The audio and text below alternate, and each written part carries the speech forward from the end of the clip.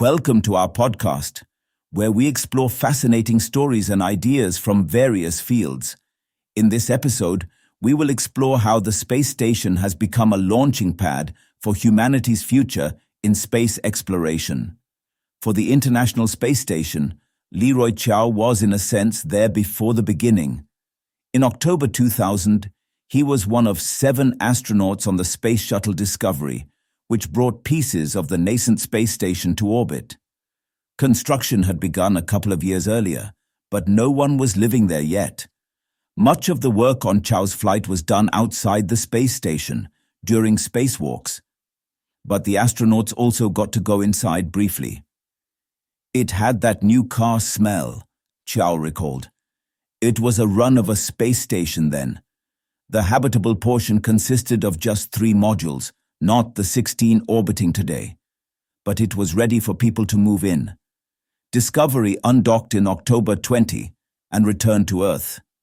11 days later, 3 astronauts, William Shepard of NASA and 2 Russians, Sergei Krikalev and Yuri Gidzenko, blasted off in a Russian Soyuz rocket from the Baikonur Cosmodrome in Kazakhstan in November. 2002 they docked at the space station and began their 4-1-2-month stay in orbit. Humans have been living off the planet ever since.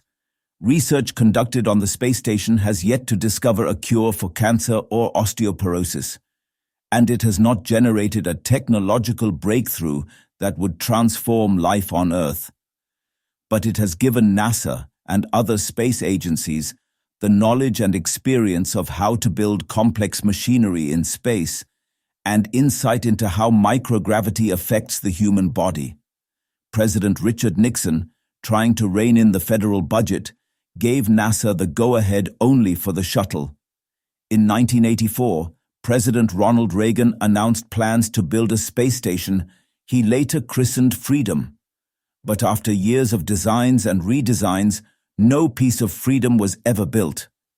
In June 1993, the House of Representatives narrowly voted to keep it going. The member nations of the European Space Agency, as well as Canada and Japan, also took part. The International Space Station came out of the ashes of the Cold War, said Jeffrey Mamber, chief executive of NanoRacks, a company that has found a profitable business, taking commercial payloads to the space station. The first module, Zarya, built by Russia but financed by NASA, launched in November 1998. A couple of weeks later, the Space Shuttle Endeavour brought up Unity, the first American-built piece, which connects the Russian and NASA-led segments. A Russian module, Zvezda, launched in July 2000. Those were the ones that were there when Shepard, Krikalev and Gidzenko set up home. Through the whole flight, there wasn't really a typical day, Shepard said. The 20-year streak of humans in space did not begin grandly.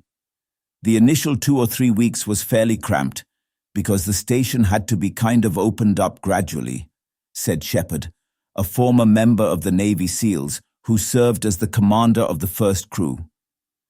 We could not turn everything on and go everywhere in the station initially. It was another decade before construction on the International Space Station was considered complete, with a lull of more than 2 years when the space shuttles were grounded after the loss of Columbia in 2003. But when the shuttles were cleared to fly again, progress on construction resumed. I would tell you, looking back on it, it went way, way better than we could have ever hoped, said Michael T. Suffredini, who served as NASA's Space Station Program Manager for a decade, from 2005 to 2015. That does not mean everything always went smoothly. Computers crashed, cooling systems failed, leaks popped up and the toilet broke. In 2007, a particularly dire mishap almost crippled the station.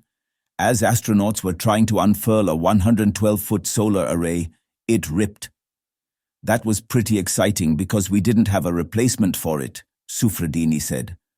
One solution would have been to jettison the damaged panel, but without any spares available, the station would be power-starved for years.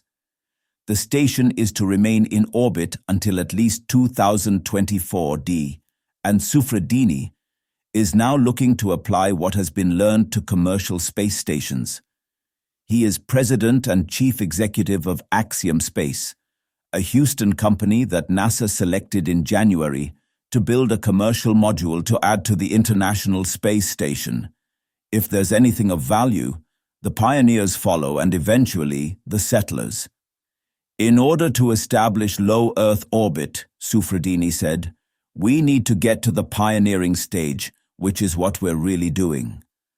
Thanks for tuning into this incredible story. If this episode resonated with you, don't forget to hit the like and subscribe button for more captivating stories to come. Stay tuned.